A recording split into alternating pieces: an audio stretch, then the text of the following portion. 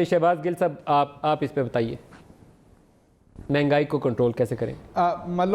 ملک صاحب معاف کیجیے گا، ملک صاحب میں ایک بات صرف آپ کو کہوں کہ ہمیں سب سے پہلے اپنے ساتھ آنیسٹ ہونا پڑے گا ایز اے قوم، آنیسٹ اور فیئر ہونا پڑے گا، ہمیں الوژن سے نکلنا پڑے گا۔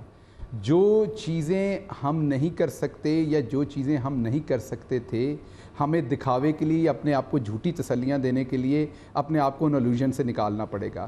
جس طرح کے میگا پروجیکٹس کے اوپر دکھاوے کے لیے پیسہ لگا کر تباہ کیا گیا اس اکانومی کو، صرف اس لیے کہ دکھایا جا سکے اوپر کہ عوام کو ووٹ لینے کے لیے کہ ہم نے یہ کر دیا، ہیلتھ پہ، ایجوکیشن پہ، جہاں سے ریئل اکنامک وہاں بھی گروتھ ہی ہونی تھی۔ اگر ان پہ پیسہ لگتا تو وہ بھی گروتھ نظر آنی تھی۔ اگر آپ نئی یونیورسٹیاں بنا کر اس میں اچھی کوالٹی کی ایجوکیشن دیں تو وہ بھی آپ کی گروتھ میں انکریز ہی نظر آتی ہے۔ Any type of investment, any type of net export, any type of consumption, this all will add towards your economic growth. لیکن اگر آپ نے اچھی چیزوں پہ اکنامک گروتھ کی ہوتی تو ملک صاحب یقین کیجئے آج لاسٹ منٹ سٹارٹ ہو گیا۔ فاروق سلیم صاحب کلوزنگ ریمارکس پہ چل رہا ہے، آج بھی ملک دیکھیں عام آدمی کے حوالے سے پچھلے 10 مہینے میں اس کی زندگی کے اوپر جو تکالیف ہیں،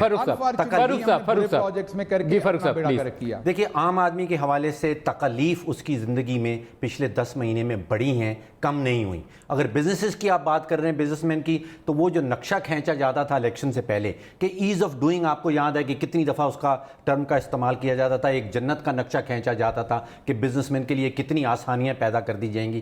اب وہ جنت کا نقشہ جو ہے وہ دوزخ کی طرف۔ ایز آف ڈوئنگ کے اوپر انہوں نے کوئی کمیٹی بنائی ہوئی ہے جسے رزاق داؤد صاحب، باقی لوگ بورڈ آف انویسٹمنٹ والے مل کے اس پہ کام کر رہے تھے۔ 5 درجن کمیٹیز بنائی ہیں، لیکن اس کے اوپر آگے پیش رفت نہیں ہو رہی۔ پچھلے 10 مہینے میں انہوں نے کیا اچیو کیا؟ عملی طور پر اس کو انہیں فوکس کرنا چاہیے ایز آف ڈوئنگ والے کو۔ کچھ اچھا، یہ مہنگائی کا سلسلہ بھی ختم نہیں ہوا، ابھی تو شروع ہوا ہے۔